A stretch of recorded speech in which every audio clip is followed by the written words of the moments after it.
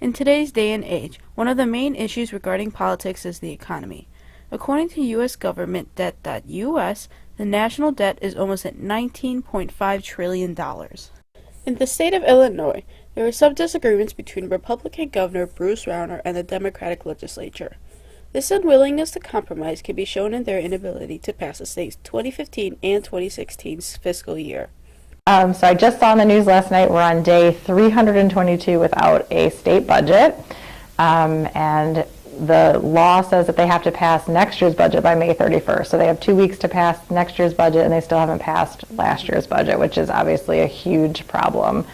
And my understanding of the situation is last year the Democrats had a budget. The budget had a $4 billion deficit to it, and the governor wouldn't sign it. He did sign a portion of it, and the part that he signed was to allow for the K-12 funding to go through.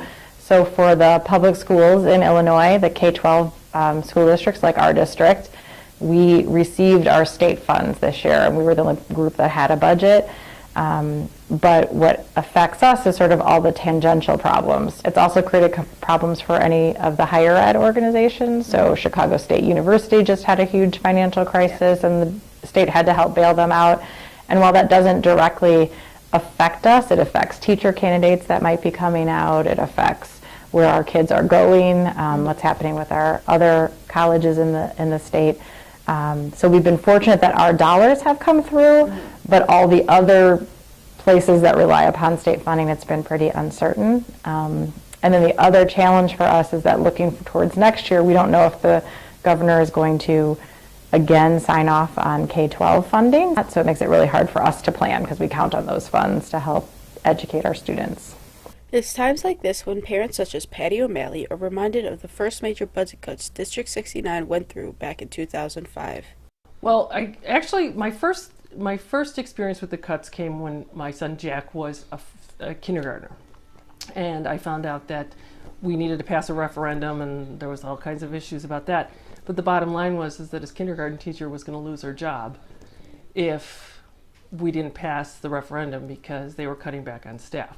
So that would have been my first experience with the cuts. She actually did lose her job because then they moved things around. So I saw that firsthand, and then going forward, things were cut like the music, art. We took it, we brought it back. We took it, we brought it back. Those are the things that I saw as really cuts. I think that the teachers in the school did a great job of accommodating the students with their educational experience, but some of the the art, music, the fine arts got cut. So I would say that was definitely an issue. And there was more requests to the PTA because the budget wasn't there for the funding of certain projects.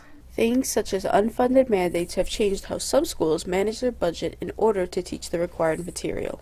I think the school budgets have gotten a little bit more conservative over the past couple of years, and part of that is because of what's going on in the state. There's so much uncertainty, and legislative or funding reform has become a huge topic now in both the Senate and the House.